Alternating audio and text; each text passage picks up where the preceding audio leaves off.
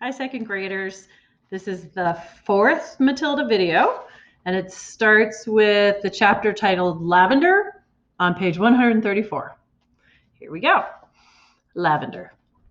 In the middle of the first week of Matilda's first term, Miss Honey said to the class, I have some important news for you, so listen carefully. You too, Matilda. Put that book down for a moment and pay attention. Small, eager faces looked up and listened. It's the head mistress's custom, Miss Honey went on, to take over the class for one period each week. She does this with every class in the school, and each class has a fixed day and a fixed time. Ours is always 2 o'clock on Thursday afternoons immediately after lunch. So tomorrow at 2 o'clock, Miss Trunchbull will be taking over for me for one lesson. I shall be here as well, of course, but only as a silent witness. Is that understood? Yes, Miss Honey, they chirruped. A word of warning to you all, Miss Honey said. The headmistress is very strict about everything. Make sure your clothes are clean, your faces are clean, and your hands are clean. Speak only when spoken to. When she asks you a question, stand up at once before you answer it. Never argue with her. Never answer back. Never try to be funny. If you do, you will make her angry, and when the headmistress gets angry, you had better watch out. You can say that again, Lavender murmured. I am quite sure, Miss Honey said, that she will be testing you on what you are meant to have learned this week, which is your 2 times table. So I strongly advise you to swat it up when you get home tonight. That means practice. Get your mother or father to hear you on it. Here's Miss Honey telling them what to do to prepare for Miss Trunchbull's visit. The Trunchbull. What else will she test us on? Someone asked. Spelling, Miss Honey said. Try to remember everything you have learned these last few days. And one more thing. A jug of water and a glass must always be on the table here when the headmistress comes in. She never takes a lesson without that. Now, who will be responsible for seeing that it's there? I will, Lavender said at once. Very well, Lavender, Miss Honey said. It will be your job to go to the kitchen and get the jug and fill it with water and put it on the table here with a clean, empty glass just before the lesson starts. What if the jug's not in the kitchen? Lavender asked. There are a dozen headmistresses' jugs and glasses in the kitchen, Miss Honey said. They are used all over the school. I won't forget, Lavender said. I promise I won't. Already Lavender's scheming mind was going over the possibilities that this water jug job had opened up for her. She longed to do something truly heroic. She admired the older girl Hortensia to distraction for the daring deed she had performed in the school. She also admired Matilda, who had sworn her to secrecy about the parrot job she had brought off at home, and also the great hair oil switch which had bleached her father's hair. It was her turn now to become a heroine, if only she could come up with a brilliant plot. On the way home from school that afternoon, she began to mull over the various possibilities, and when at last the germ of a brilliant idea hit her, she began to expand on it and lay her plans with the same kind of care the Duke of Wellington had done before the Battle of Waterloo. Admittedly, the enemy on this occasion was not Napoleon, but you would never have gotten anyone at Crencham Hall to admit that the headmistress was a less formidable foe than the famous Frenchman. Great skill would have to be exercised, Lavender told herself, and great secrecy observed if she was to come out of this exploit alive. There was a muddy pond at the bottom of Lavender's garden, and this was the home of a colony of newts. The newt, although fairly common in English ponds, is not often seen by ordinary people because it is a shy and murky creature. It is an incredibly ugly, gruesome-looking animal, rather like a baby crocodile, but with a shorter head. It is quite harmless, but it doesn't look like it. It is about 6 inches long and very slimy, with a greenish-gray skin on top and an orange-colored belly underneath. It is, in fact, an amphibian, which can live in or out of water. That evening, Lavender went to the bottom of the garden, determined to catch a newt. They are swiftly moving animals and not easy to get a hold of. She lay on the bank for a long time, waiting patiently until she spotted a whopper. Then, using her school hat as a net, she swooped and caught it. She had lined her pencil box with pondweed ready to receive the creature, but she discovered that it was not easy to get the newt out of the hat and into the pencil box. It wriggled and squirmed like quicksilver, and apart from that, the box was only just long enough to take it. When she did get it in at last, she had to be careful not to trap its tail in the lid when she slid it closed. A boy next door called Rupert Entwistle had told her that if you chopped off a newt's tail, the tail stayed alive and grew into another newt 10 times bigger than the first one. It could be the size of an alligator. Lavender didn't quite believe that, but she was not prepared to risk it happening. Eventually, she managed to slide the lid of the pencil box right home and the newt was hers. Then, on second thought, she opened the lid just the tiniest fraction so the creature could breathe. The next day, she carried her secret weapon to school in her satchel. She was tingling with excitement. She was longing to tell Matilda about her whole plan of battle. In fact, she wanted to tell the whole class, but she finally decided to tell nobody. It was better that way because no one, even when put under the most severe torture, would be able to name her as the culprit. Lunchtime came. Today it was sausages and baked beans, Lavender's favorite, but she couldn't eat it. "Are you feeling all right, Lavender?" Miss Honey asked from the head of the table. "I had such a huge breakfast," Lavender said. "I really couldn't eat a thing." Here's Lavender trying to catch that newt and wrestle it into the, where is it? Wrestle it into her pencil box right here.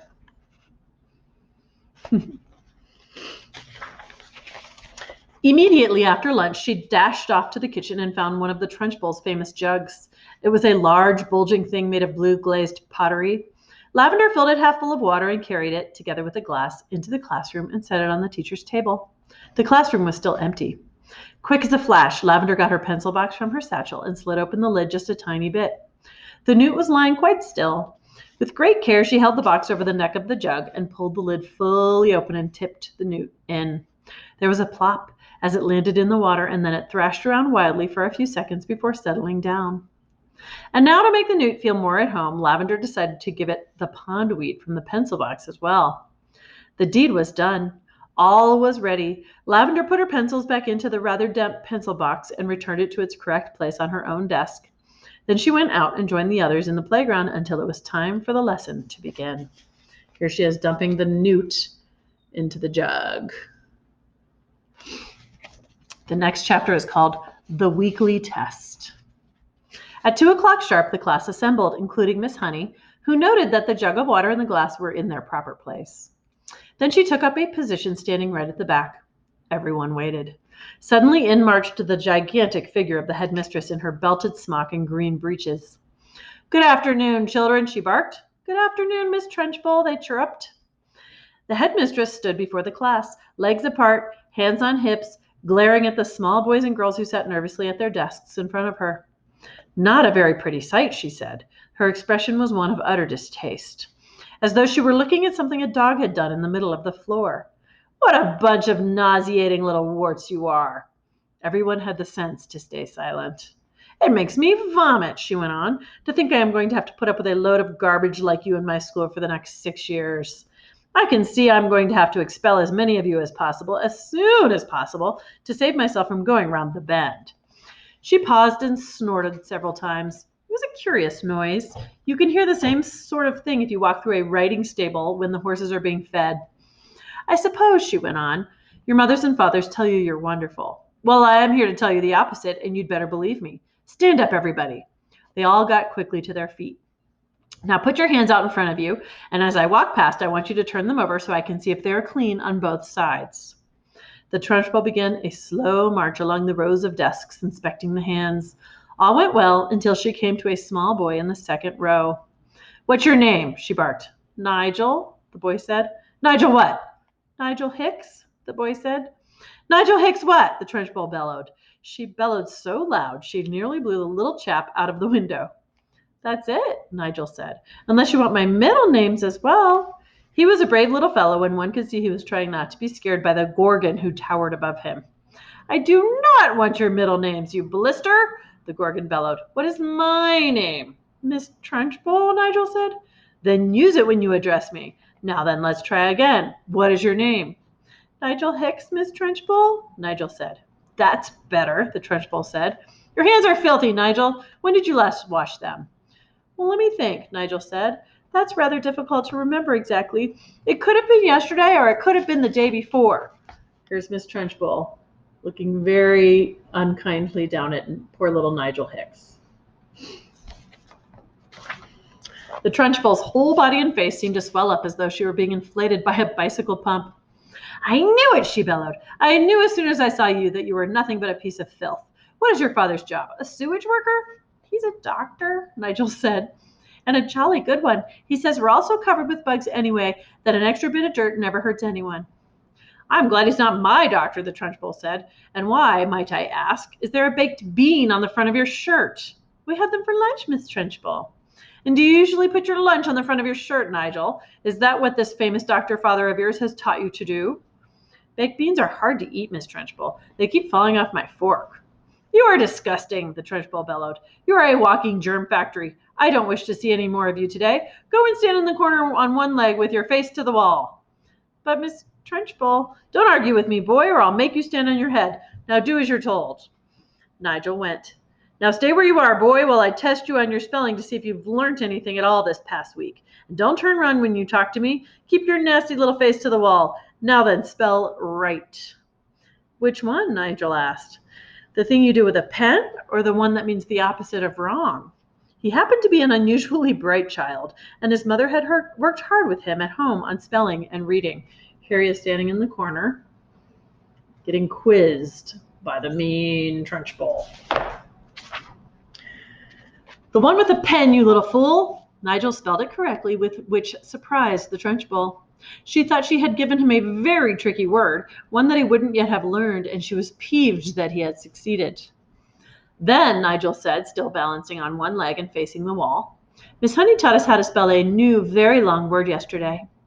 And what word was that? The Trunchbull asked softly. The softer her voice became, the greater the danger, but Nigel wasn't to know this.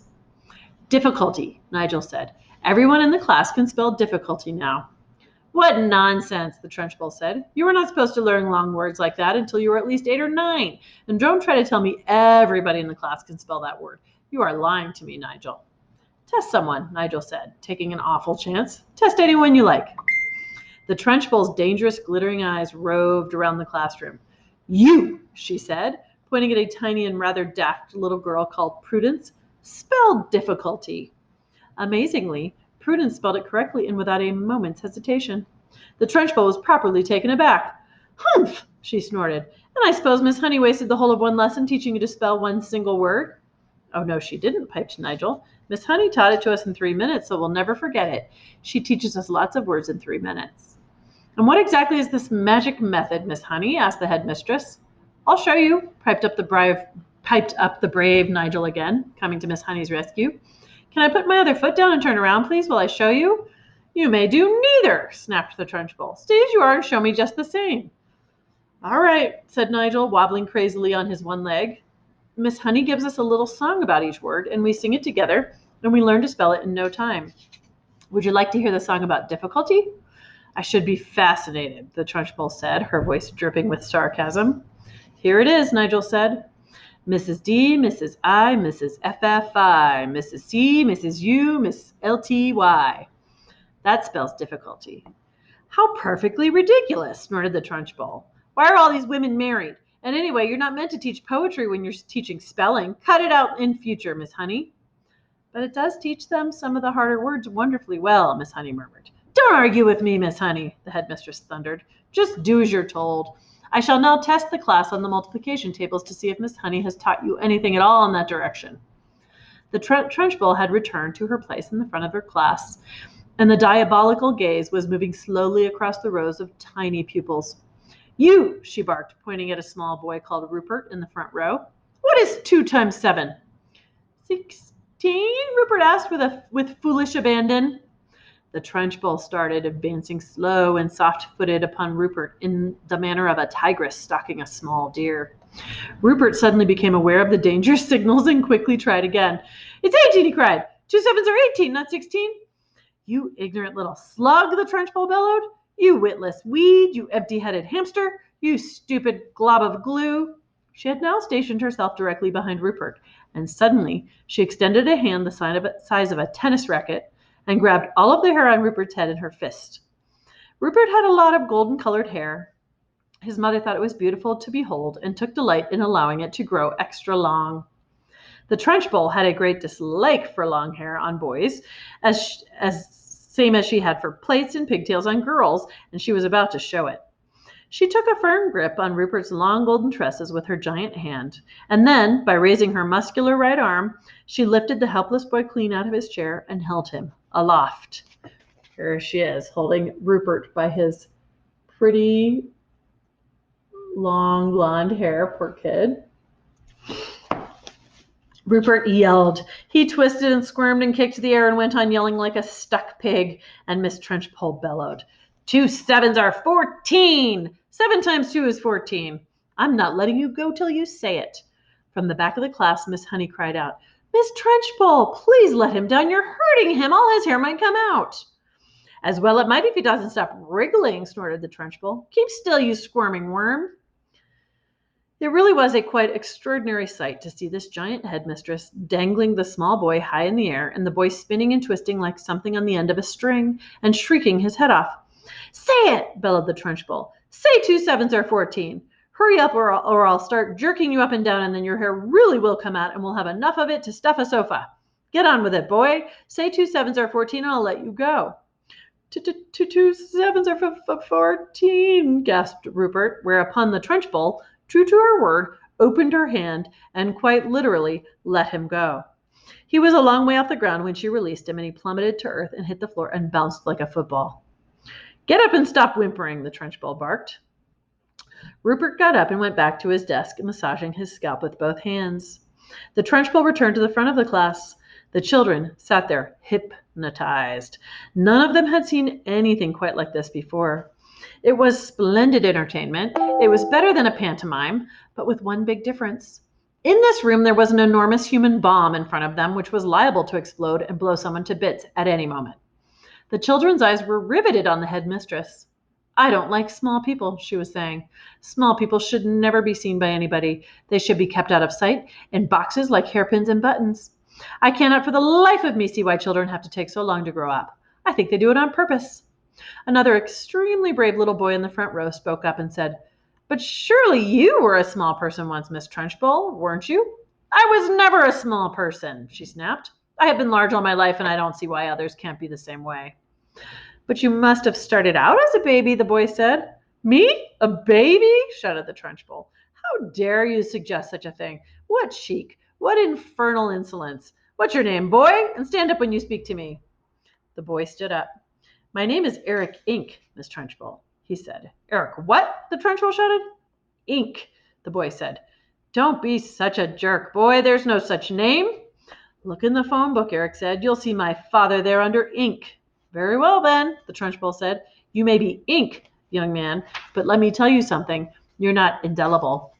I'll very soon rub you out if you try getting clever with me. Spell what? I don't understand, Eric said. What do you want me to spell? Spell what, you idiot? Spell the word what. W-O-T, Eric said, answering too quickly.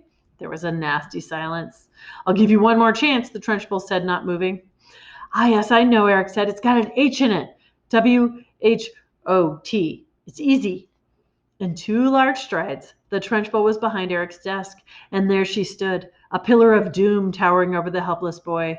Eric glanced fearfully back over his shoulder at the monster. I was right, wasn't I? He murmured nervously. You were wrong, the Trenchpole barked. In fact, you strike me as the sort of poisonous little pockmark that will always be wrong. You sit wrong, you look wrong, you speak wrong, you are wrong all around. I will give you one more chance to be right. Spell what? Eric hesitated. Then he said very slowly, It's not W-O-T, and it's not W-H-O-T. Oh, I know. It must be W-H-O-T-T. Standing behind Eric, the Trenchpole reached out and took hold of the boy's ears, one with each hand, pinching them between forefinger and thumb. Ow! Eric cried. Ow, you're hurting me!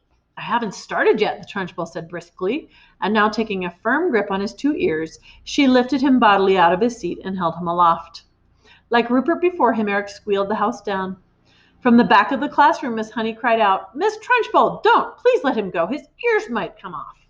Here she is holding poor kiddo by his ears after he incorrectly spelled what? Here we go. They'll never come off, the Trenchpole shouted back. I have discovered through long experience, Miss Honey, that the ears of small boys are stuck very firmly to their heads. Let him go, Miss Trenchpole, please, begged Miss Honey. You could damage him, you really could. You could wrench them right off. Ears never come off, the Trenchpole shouted. They stretch most marvelously, like these are doing now, but I can assure you they never come off. Eric was squealing louder than ever and pedaling the air with his legs. Matilda had never before seen a boy, or anyone else for that matter, held aloft by his ears alone. Like Miss Honey, she felt sure both ears were going to come off at any moment, with all the weight that was on them. The Trunchbull was shouting, "The word what is spelled W-H-A-T. Now spell it, you little wart." Eric didn't hesitate. He had learned from watching Rupert a few minutes before that the quicker you answered, the quicker you are released. W-H-A-T, he squealed, spells what? Still holding him by the ears, the Trunchbull lowered him back into his chair behind his desk. Then she marched back to the front of the class, dusting off her hands one against the other like someone who has been handling something rather grimy. "That's the way you make them learn, Miss Honey," she said. "You take it from me, it's no good just telling them. You've got to hammer it into them. There's nothing like a little twisting and twiddling to encourage them to remember things. It concentrates their mind wonderfully." "You could do them permanent damage, Miss Trunchbull," Miss Honey cried out. "Oh, I have. I'm quite sure I have," the Trunchbull answered, grinning. "Eric's ears will have stretched quite considerably in the last couple of minutes. They'll be much longer now than they were before. There's nothing wrong with that, Miss Honey. It'll give him an interesting pixie look for the rest of his life." "But, Miss Trunchbull—" "Oh, do be quiet, Miss Honey. You're as wet as any of them. If you can't cope in here, then you can go find a job in some cotton wool private school for rich kids. When you have been teaching for as long as I have, you'll realize that it's no good at all being kind to children. Read Nicholas Nickleby, Miss Honey, by Mr. Dickens. Read about Mr. Wackford Squeers, the admirable headmaster of Dotheboys Hall. He knew how to handle the little brutes, didn't he? He knew how to use the birch, didn't he? He kept their backsides so warm you could have fried an egg and bacon on them. A fine book, that. But I don't suppose this bunch of morons we've got here will ever read it, because by the look of them, they are never going to learn to read anything." "I've read it," Matilda said quietly. The Trunchbull flicked her head round and looked carefully at the small girl with dark hair and deep brown eyes sitting in the second row. "What did you say?" she asked sharply. "I said I've read it, Miss Trunchbull." "Read what?" "Nicholas Nickleby, Miss Trunchbull." "You are lying to me, madam," the Trunchbull shouted, glaring at Matilda. "I doubt there is a single child in the entire school who has read that book. And here you are, an unhatched shrimp sitting in the lowest form there is, trying to tell me a whopping great lie like that. Why do you do it? You must take me for a fool. Do you take me for a fool, child?" "Well," Matilda said, and then she hesitated.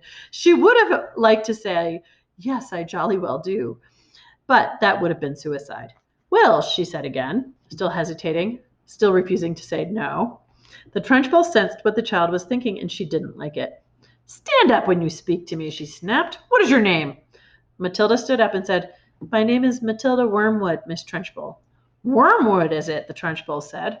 "In that case, you must be the daughter of that man who owns Wormwood Motors." "Yes, Miss Trunchbull." "He's a crook," the Trunchbull shouted. "A week ago he sold me a second-hand car that he said was almost new. I thought he was a splendid fellow then. But this morning, while I was driving that car through the village, the entire engine fell out and onto the road. The whole thing was filled with sawdust. The man's a thief and a robber. I'll have his skin for sausages, you see if I don't." "He's clever at his business," Matilda said. "Clever my foot," the Trunchbull shouted. "Miss Honey tells me that you are meant to be clever too. Well, madam, you don't look like clever people. They are all crooked. You are most certainly crooked. Before I fell out with your father, he told me some very nasty stories about the way you behaved at home. But you'd better not try anything in this school, young lady. I shall be keeping a very careful eye on you from now on. Sit down and keep quiet."